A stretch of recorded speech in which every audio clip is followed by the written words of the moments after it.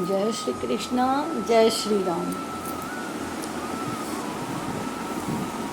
इस प्रकार देवी उमा के कहने से देवता संतुष्ट होकर प्रसन्नतापूर्वक अपने लोक को चले गए। हिमालय और मैना ने जगदम्बा पुत्री की प्राप्ति के लिए देवताओं को आग्रह पर घोर तप आरंभ किया। भक्ति युक्त चिंता चित एवं उचित विधि से विधान कुल नित्य शिव और शिवा की आराधना में लीन रहते। इस प्रकार पूरा आराधना गौण पुण्य करते हुए उन्हें 27 वर्ष व्यतीत हो गए। 27 वर्ष बाद व्यतीत होने पर शंकर प्रिया जगदम्बा उमा अत्यंत प्रसन्न हुए।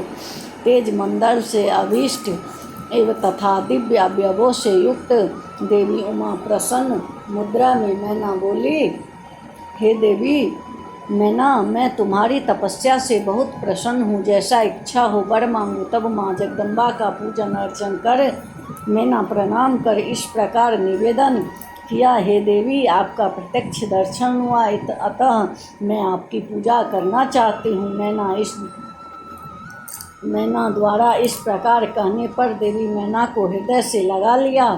देवी के स्पर्श मात्र से मैना को महा ज्ञान प्राप्त हुआ। तब भाव विभोर होकर वह देवी की स्तुति करने लगी। मैं जगत को धारण करने वाली महामाया चंडिका एवं संपूर्ण मनवांछित मनवांछित पदार्थों को प्रदान करने वाली आनंदमयी माँ के प्रणाम करती हूँ। नित्य भक्त शोक विनाशिनी वह नारियों को बुद्धि प्रदायिनी महादेवी को मैं बारंबार प्रणाम करती हूँ। इस प्रकार मैना द्वारा देवी की स्तुति करने पर देवी ने प्रसन्न होकर वर मांगने को कहा। तब मैना बोली, हे माँ, यदि मैं वर रूपी आपके अनुग्रह को पाने योग्य हूँ तो आप पहले 100 पुत्रों की माता होने का वर दे।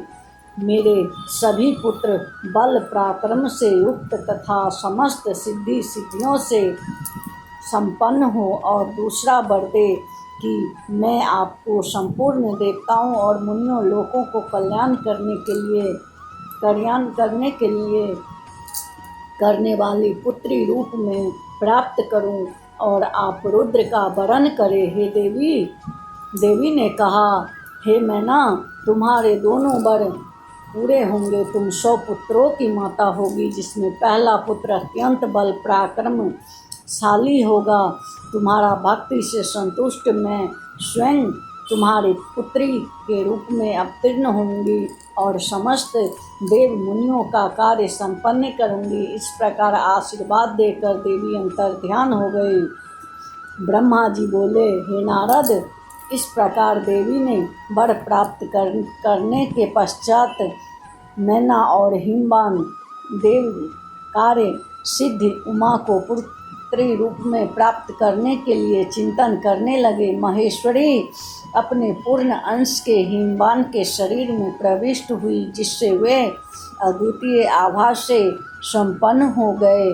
तत्पश्चात सुंदर समय में गिरिजा हिमालय ने अपनी प्रिय मैना के उदर में शिवा के उस पूर्ण अंश का आधान किया। इस प्रकार मैना ने देवी को गर्भ में धारण किया। जगदम्बा के गर्भ में आने से मैना तेजोमयी हो उठी। हे पुत्र नारद, गर्भकाल पूर्ण होने पर कालिका जगदम्बा ने लौकिक विधि से शिशु रूप में जन्म लिया। उस समय संपूर्ण त्रिलोक में हर्ष व्याप्त हो गया। इस समय वर्षा के साथ फूलों की वृष्टि भी हुई। सभी देवताओं ने शिशु रूप में अवतरित माँ दुर्गा की पूजा कर प्रणाम किया एवं दर्शन कर कृतार्थ हुए। हे नारद, नील श्याम कांति वाली कमल दल के समान उस तेजस्विनी कन्या को प्राप्त कर गिरिजा हिमालय प्रसन्न हुए। तदंतर सुंदर मुहूर्त में मुनियों ने समस्त हिमवान ने अपनी पुत्री का नाम काली और आदि सुखदायक नाम रखे। कुटुंब के लोग कन्या की सुशीलता आदि से प्रभावित हो उसे पार्वती नाम से पुकारते थे। माता ने मैना उन्हें उमा नाम से